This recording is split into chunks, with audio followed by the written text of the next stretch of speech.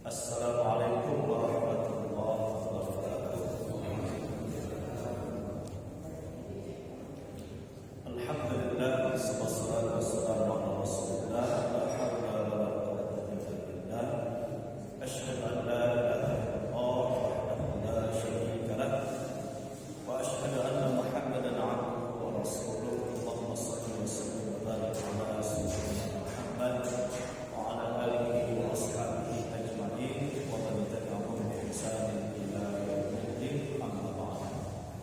Subhanaka la ilma lana illa ma 'allamtana innaka antal 'alimul hakim. Allahumma 'allimna ma yanfa'una wa anfa'na bima 'allamtana zidna ilma warzuqna fahma ya rabbal alamin. Sama-sama kita hormati, kita muliakan Pak Imam Masjid Jami'ah Al-Huda, saudara segenap muslimin, Bapak Ibu jamaah salat subuh yang insyaallah kita semua yang hadir di majelis ini senantiasa berada dalam naungan rahmat, berkah serta ridho dari Allah Azza wa Jalla. Amin ya rabbal alamin. Pertama, kembali kita bersyukur kehadirat Allah atas segala limpahan rahmat dan karunia-Nya yang tercurah kepada kita dengan mengucapkan alhamdulillah rabbil alamin. Saat ini kita masih diberikan oleh Allah kesempatan umur, kesehatan, keimanan, dan tentunya kita dapat melaksanakan amal ibadah soleh kita. Pada kesempatan subuh ini kita kembali dapat melaksanakan amalan salat subuh berjamaah dan dilanjutkan dengan kajian ilmu hingga terbit waktu syukur nanti. Salawat dan salam kita sampaikan kepada Nabi besar Muhammad sallallahu alaihi wasallam.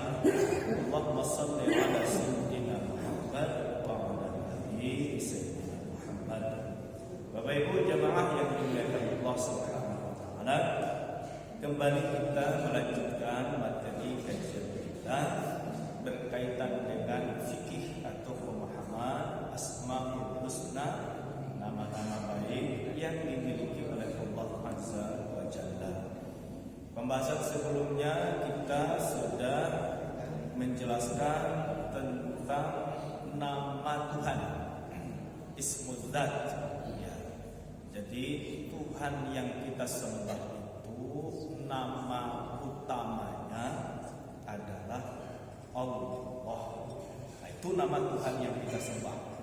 Namanya Allah. Ya. Nah, kemudian Bapak Ibu sudah kita jelaskan juga yang menyampaikan, yang memberitahu nama Tuhan yang kita sembah itu adalah Allah, dirinya sendiri. Jadi Allah sendiri yang menamai, yang menyampaikan bahwa namanya adalah Allah. Dari mana kita tahu? Kita tahu bukan berdasarkan temuan akal, bukan berdasarkan kabar yang disampaikan antara satu dengan yang lain, tetapi kita tahu nama Tuhan kita itu adalah Allah lewat wahyu. Lewat wahyu yang disampaikan oleh Allah melalui para nabinya, dan nabi terakhir tentunya Nabi kita Muhammad sallallahu alaihi wasallam. Wahyu itu berupa kitab suci yang kita pedomani Al-Qur'an. Dalam surah Al-Taha ayat yang ke-14 kita tahu bahwa nama Tuhan yang kita sembah itu Allah. Ala innani anallah. Ketahuilah sesungguhnya aku adalah Allah. La ilaha illa ana. Tidak ada Tuhan yang berhak disembah kecuali ana. Ana itu aku. Fa'budni, maka sembahlah aku. Di antara penghambaan kita itu waqimis shalah, dirikanlah salat. Nah, inilah informasi pertama yang kita ketahui bahwa sumber asal atau yang punya nama Allah itu yang memberi namanya dirinya sendiri Allah Azza wa Jalla.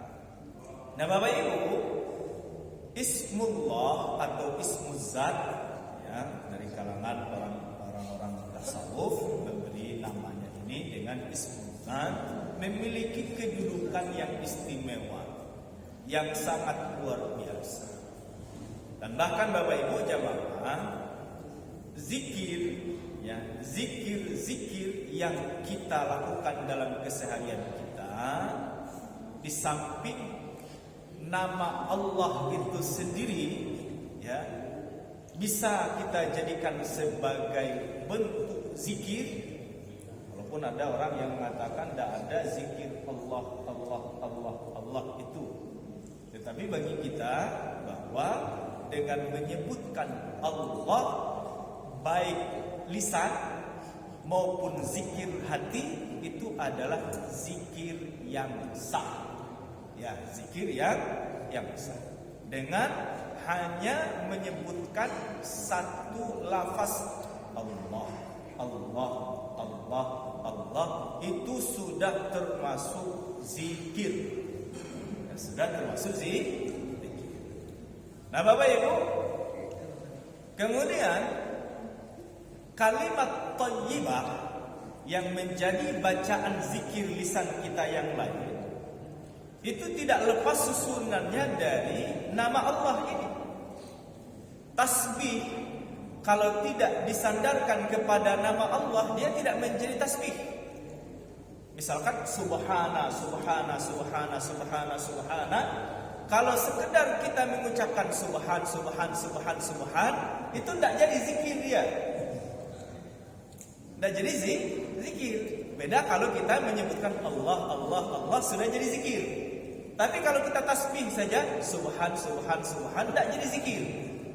Atau alham tidak jadi zikir dia. Hilang Allah di situ.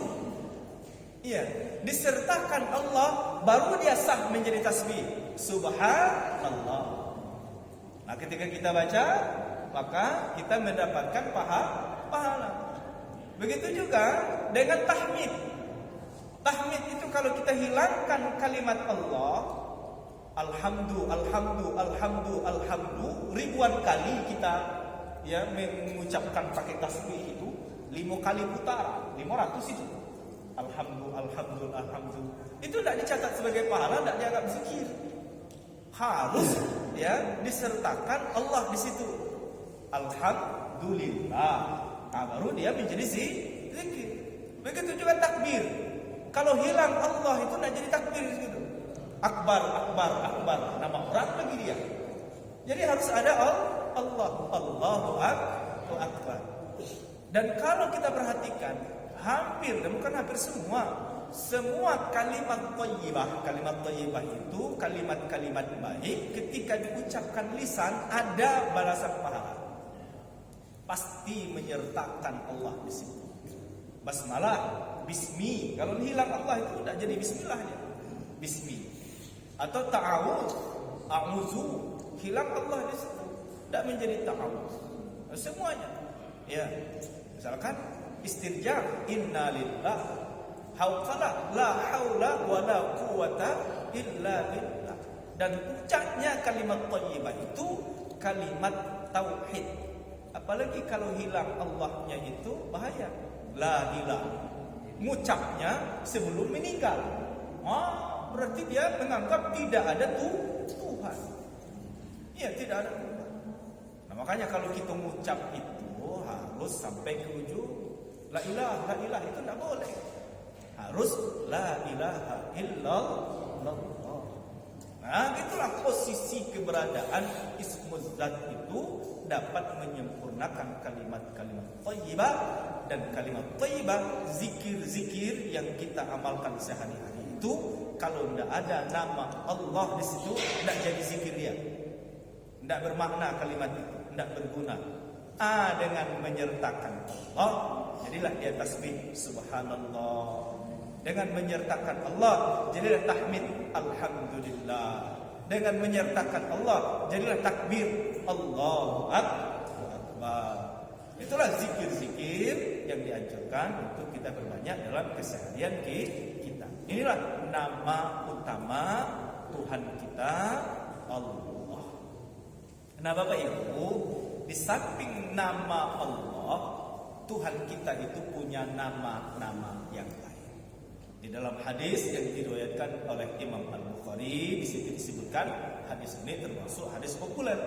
Inna lillahi tis'atan wa tis'ina isman.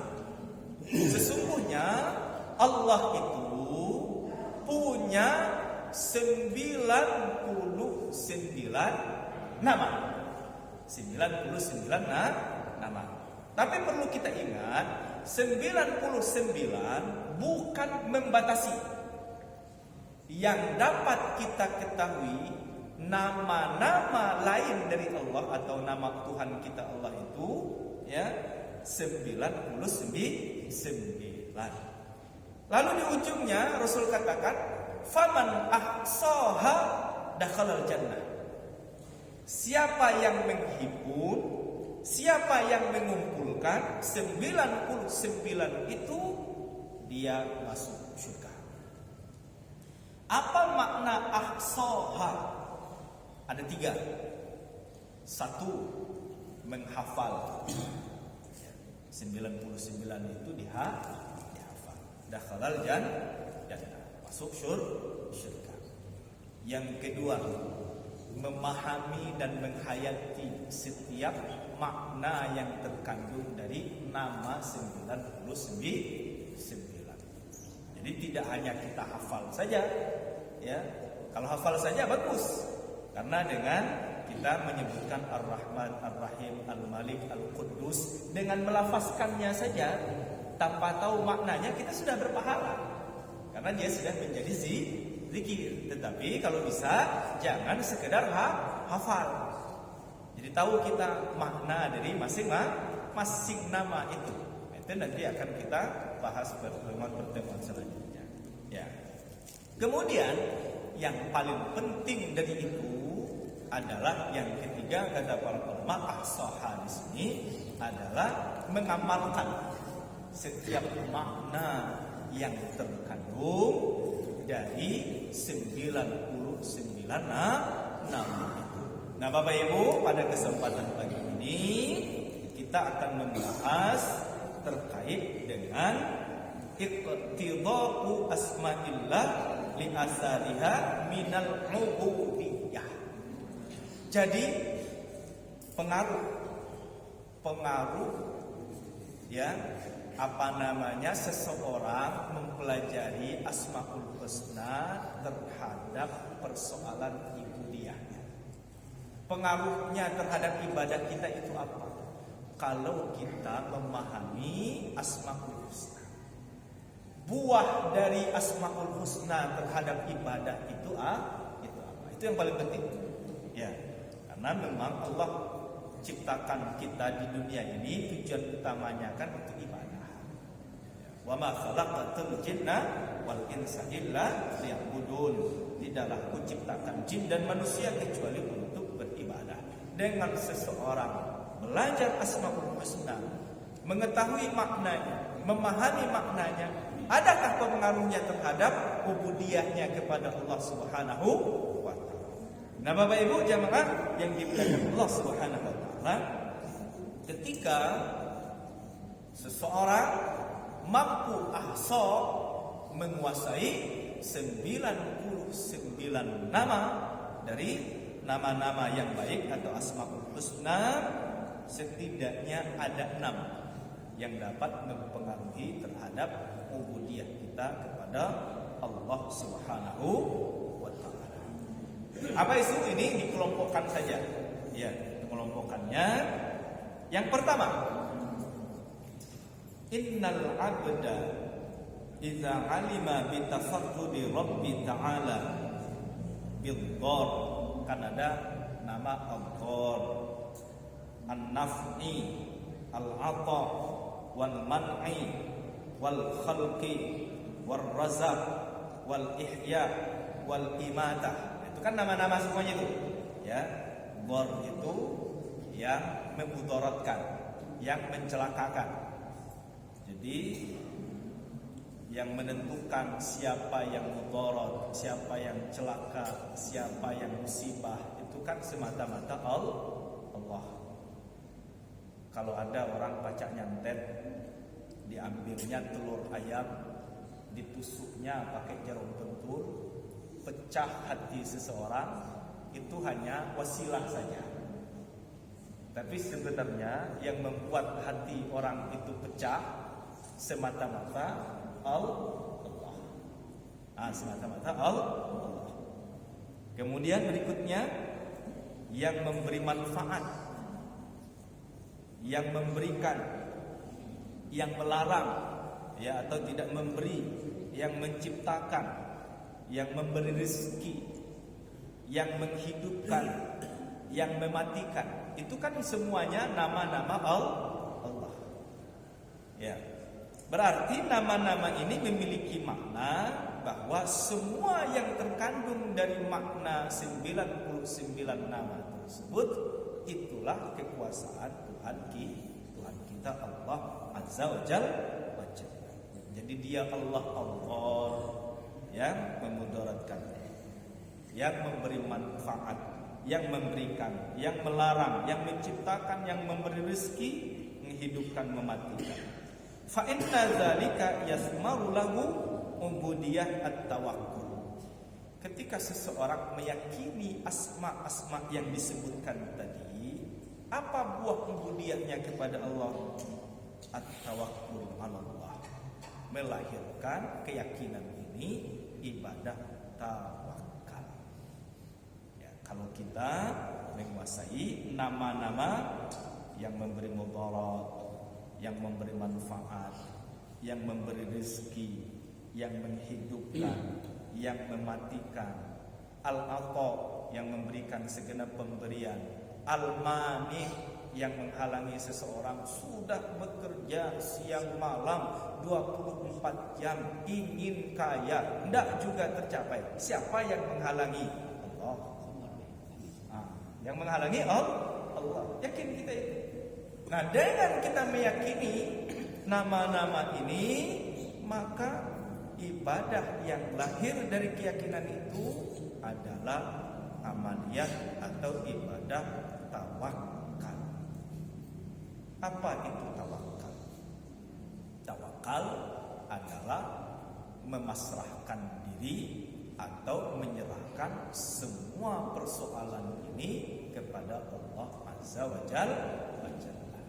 Cuma tawakalnya harus tawakal yang benar. Ya, pergi meninggalkan rumah dalam waktu 1 minggu, ngapain tidak dikunci, itu tawakal saja lah. Nah, itu bukan tawakal namanya. Itu bukan tawakal. Ya, menyerahkan harta sama maling namanya. Ya, tawakal itu setelah ada ikhtiar, ada usaha. Lalu setelah itu kita pasrahkan semuanya kepada Allah. Kenapa tawakal ini penting? Karena dalam hidup ini Bapak Ibu, tidak semua yang kita inginkan itu jadi kenyataan. Tidak semua cita-cita kita itu sesuai dengan harapan. Sering terjadi. Kita menginginkan ini, yang terjadi sebaliknya. Nah, bagi orang yang bertawakal, menyerahkan hasil akhirnya kepada Allah, dia akan siap menerima apapun yang terjadi. Baik sesuai dengan harapan, dia bersyukur alhamdulillah. Kalau tidak sesuai dengan harapan, dia bersabar menerima kenyataan. Akhirnya hidupnya itu ya tenang-tenang saja. Apapun yang terjadi, dia tetap mampu menerima. Nah, itu fungsinya kita bertawakal kepada Allah Subhanahu wa ta'ala. Jadi 2 buah dari tawakal itu. Kalau kita berhasil sukses, kita tidak membuat sombong, angkuh, seakan-akan ini kerja keras kita.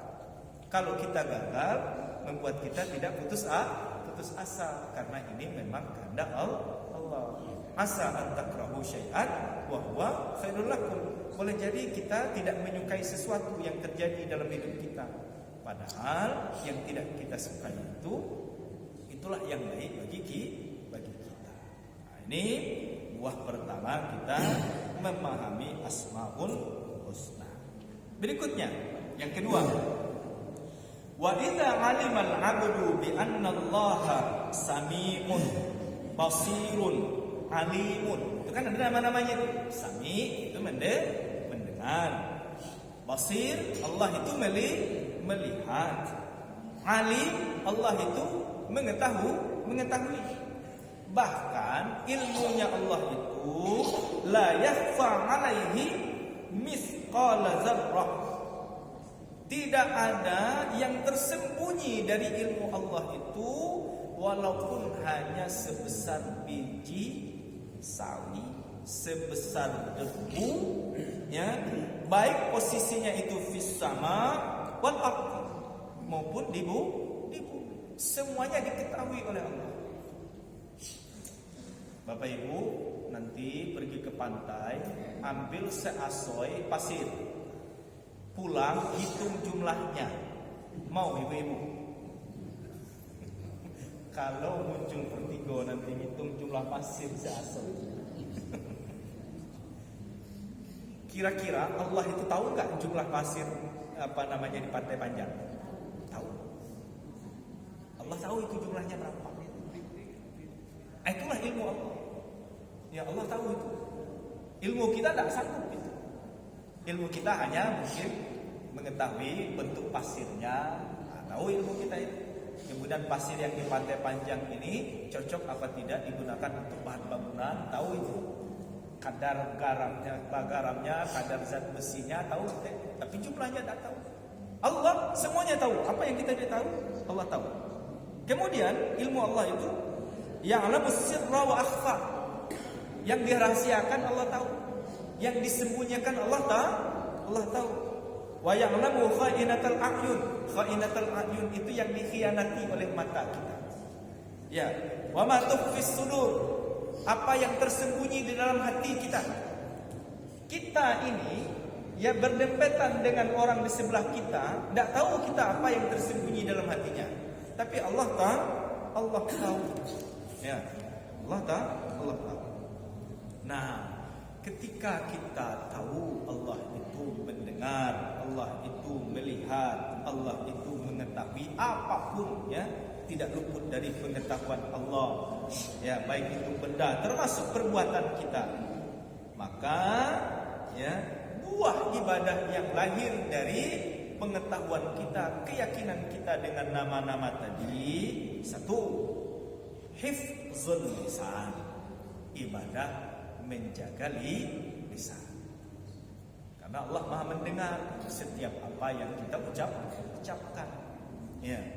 Baik itu ucapannya itu, Pak Ustaz, kalau ngomong sendirian tidak didengar oleh siapapun, apakah memungkinkan ucapan yang keluar itu mengandung dosa? Kita ngomong sendiri atau ngomong di depan pohon manggis itu, tidak ada yang dengar, kira-kira memungkinkankah kita berdosa? Mungkin.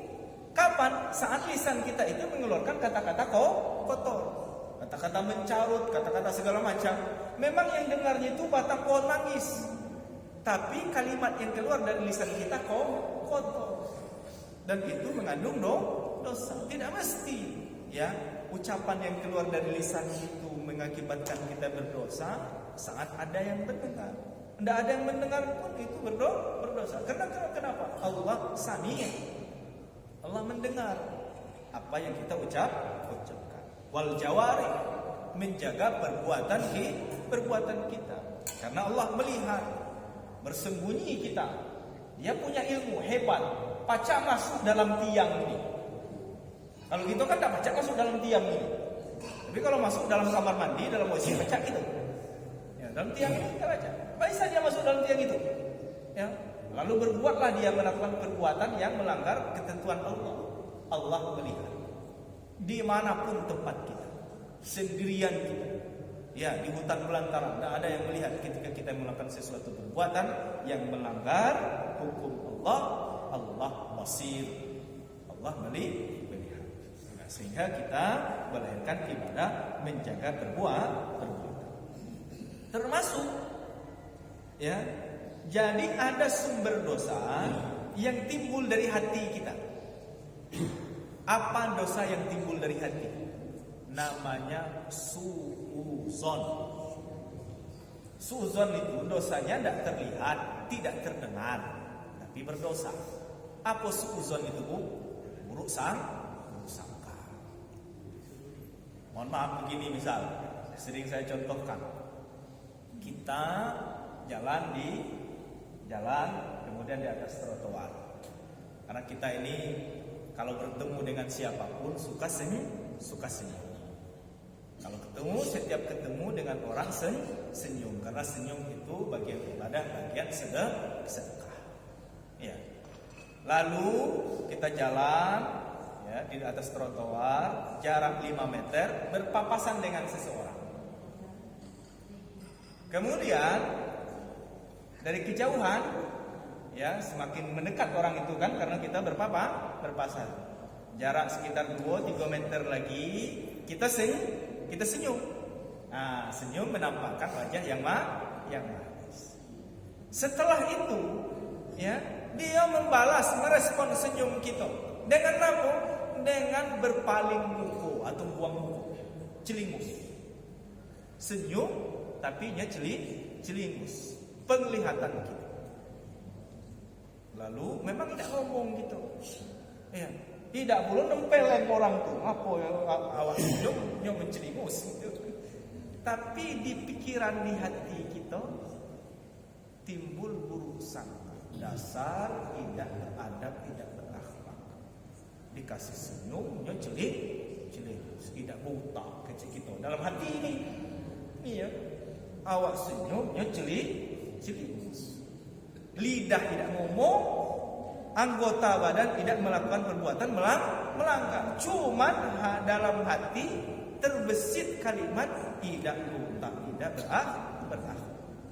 Itu namanya su'uzon, buruk sangka.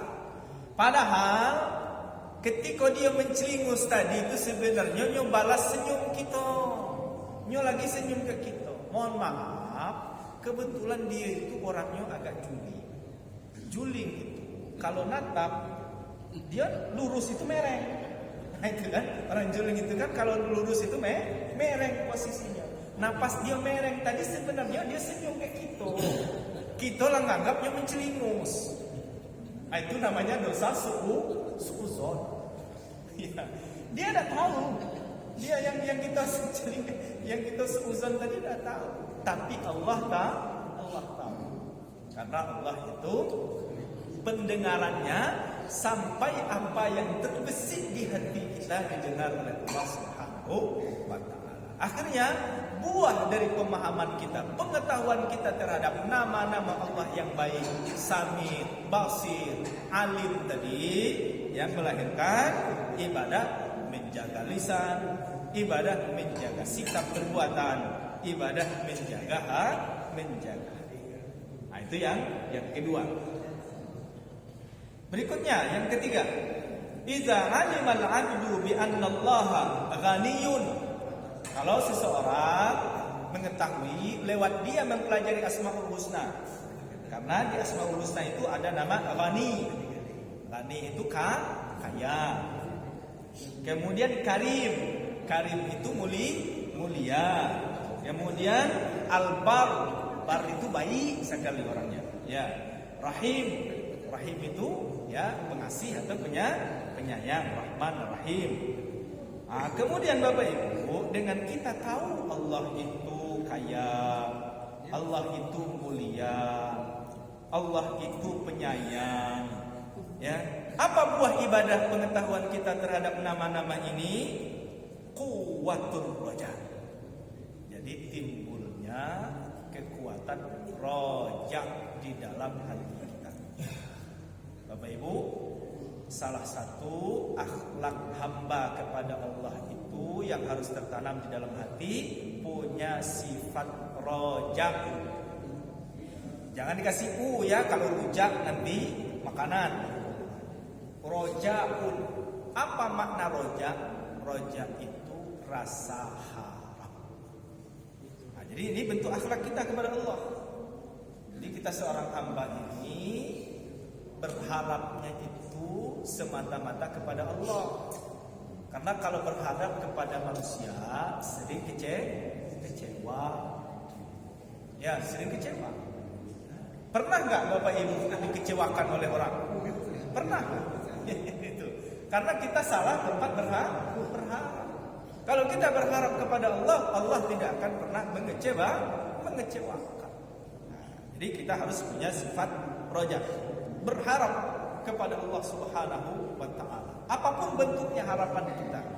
Baik harapannya itu berupa materi, berharap ya rezeki kita dilapangkan. Berharaplah kepada Allah. Ya. Atau misalkan kemudahan pekerjaan, berharap Allah memudahkan pekerjaan. Dan lebih lagi, karena kita ini manusia, punya salah, punya dosa, harapan yang paling penting ada timbul di dalam hati kita itu adalah berharap Allah mengampuni, memaafkan segala kesalahan kita. Ya, ini sifat yang timbul dari pemahaman kita. Allah itu kaya, Allah itu mulia, Allah itu penyayang, dan seterusnya, sehingga kita memiliki akhlak simbol sifat roja, berharap kepada Allah Subhanahu wa taala. Ya. Bapak Ibu jemaah yang dimuliakan Allah, itu yang ketiga. Yang keempat, wa idza alimal abdu, ketika kita mengetahui lewat memahami Asmaul Husna tadi, Allah itu adil. Allah itu intiqam. Intiqam itu menghancurkan.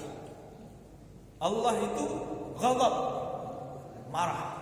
Allah itu marah juga. Kalau marah Allah bukan main. Gunung bisa copot dia. Iya. Kemudian apalagi? Air di laut itu pacak naik ke daratan. Bumi pacak berpindah. Bahkan nanti langit ini pacak runtuh kalau Allah sudah murka. Kemudian Allah itu uqubat, juga nanti menyiksa. Ya, dengan mengetahui sifat-sifat ini memang sifatnya seram. Kan ada intiqam, sakhit, uqubah. Ya. Apa tujuannya kita mengenal sifat-sifat yang menakutkan ini? Supaya timbul sifat khauf. Raja berharap itu harus sebanding dengan rasa khauf. Apa itu khauf? Rasa takut. Bahkan dalam ibadah, seseorang hamba itu harus bisa mengimbangi sifat roja dan khauf dalam ibadah. Contoh, kita sholat, harus ada dua ini. Pertama, roja, berharap sholat kita ini dihargai, diterima oleh Allah. Tapi nggak boleh kepedean, harus diimbangi dengan rasa takut, rasa was-was. Jangan-jangan sholat saya ini tidak diterima, ditolak oleh Allah Subhanahu wa taala. Makanya harus berpadu itu. Ketika kita selesai ibadah, timbul rasa khauf, timbul rasa raja. Ya, khauf itu merasa khawatir, raja itu merasa optimis, yakin kita dengan ibadah kita. Ya. Nah, Bapak Ibu jemaah yang dimuliakan Allah Subhanahu wa taala, itu dari buah mengetahui sifat-sifat Allah yang menakutkan menurut kita.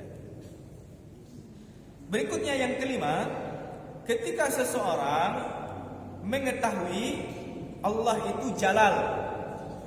Jalal itu ya agung. Ali itu maha tinggi. Azim itu maha agung. Dan sifat-sifat kebesaran yang dimiliki oleh Allah di dalam Asmaul Husna itu, apa tujuannya? Apa buahnya? Yasmuru lahu al-khudu', lalu membuahkan ibadah hati yang bernama khudu'. Khudu' itu tunduk hanya kepada Allah Azza wa Jalla. Mohon maaf Bapak Ibu, itulah sebabnya kenapa simbol khudu' kita ketika kita sholat itu, salah satu rukun di dalam sholat, ini bagian dari rukun fi'li, adalah berdiri betul bagi yang mampu. sikap berdiri betul sholat berbeda dengan sikap berdiri baris berbaris tentara atau pramuka. Kalau berdiri betul bagi baris tentara atau pramuka itu wajah harus ngadap ke depan. Tapi kalau sholat tidak boleh kita begini. Leher harus ditekuk. Simbol apa? Simbol khudu' kita, tunduk kita. Karena di depan kita ada Allah. Nah, jadi ketika kita sholat itu, ya, simbol khudu' kita tekukkan leher kita sehingga pandangan kita ke arah tempat sujud. Ini dengan mengetahui nama-nama yang melambangkan keagungan Allah, kebesaran Allah Subhanahu wa taala, melainkan terakhir, buah dari kita nanti mengetahui semua Asmaul Husna itu, ya, di antaranya ketika seseorang mengetahui kesempurnaan nama-nama Allah, keindahan nama-nama Allah, maka puncak dari ubudiyah dengan kita memahami Asmaul Husna adalah mahabbah, cinta, syauqan, rindu, ingin ketemu Allah. Tapi berat, itu buahnya itu. Dari buah dari ibadah itu, ketika berhasil timbul rasa rindu ingin jumpa Allah. Kalau orang sudah merasakan ini, bagi dia kematian itu bukan hal yang menakutkan. Kematian adalah menyenangkan baginya. Karena dia akan jumpa dengan kekasih yang telah lama dia rindu. Ya. Kalau kita kan mungkin belum sampai ke tahap itu. Jadi kalau dengar mati itu masih takut. Cuman kalau orang sudah sampai levelnya kepada syauq, rindu, mahabbah, itu kematian itu menyenangkan sebenarnya. Kenapa? Karena dia akan segera ketemu dengan kekasihnya. Itu nanti buah dari orang yang memahami sifat Allah, orang yang memahami Asmaul Husna. Nah, mudah-mudahan kalau belum sekarang, pada saatnya nanti sampai level ubudiyah kita kepada Allah itu lahir rasa rindu, ya, lahir rasa, ya, cinta kita kepada Allah. Nah, jadi makanya bagi orang yang sudah sampai level ini, kemarin kan sempat viral video, ya, ketua Masjid Joko Karya itu. Nah, jadi sebelum beliau meninggal, beliau masih menjangan sakaratul maut itu tidak menakutkan, ya, tidak seram sakaratul maut itu. Kenapa dia merasa tidak seram? Karena dia senang sebentar lagi berjumpa dengan orang yang dirindui selama ini, Allah, dan dia sudah sampai ke level sana. Nah, kalau ibadah kita sudah melahirkan sayang, sudah melahirkan rindu, kita ini tidak takut lagi dengan mati. Nah, kalau sekarang, kenapa? Karena ibadah kita masih sebatas permukaan saja. Nah, mudah-mudahan pada akhirnya nanti amal-amal ibadah kita, salah satunya, ya, dengan kita mengetahui Asmaul Husna, memahami maknanya, mengamalkannya, timbul rasa cinta, timbul rasa rindu, ingin ketemu Allah Azza wa Jalla. Bagi kita, orang yang sudah mahabbah, orang yang sudah rindu, kematian adalah waktu yang ditunggu-tunggu. Kalau Pak Ustadz, kalau saya belum, karena masih muda. Ya, karena masih muda. Nah, kadang-kadang sudah tua pun kita kan masih belum berharap segera mati, kan? Masih belum berharap segera mati. Tapi kalau kita sudah sampai kepada syauq, mahabbah, insyaallah kematian itu waktu yang kita tunggu. Nah, Bapak Ibu, itulah tadi, ya, hasil dari nanti ketika kita mengetahui, memahami makna yang terkandung dari 99 nama-nama Allah yang minimal tingkat dasar kita lancar membaca Asma 99. Setelah lancar, kita berusaha menghafalnya. Setelah hafal, ya kita berusaha mempelajari atau minimal sering-sering kita membacanya, karena dengan kita membaca Asmaul Husna 99 itu sudah dianggap ibadah. Bapak Ibu jamaah yang dimuliakan Allah Subhanahu wa taala, demikian materi yang dapat disampaikan dalam kesempatan pagi ini. Mudah-mudahan berkah dan manfaat untuk kita semua. Insya Allah waktu yang kita gunakan dari ba'da subuh sampai kita pulang dicatat di sisi Allah sebagai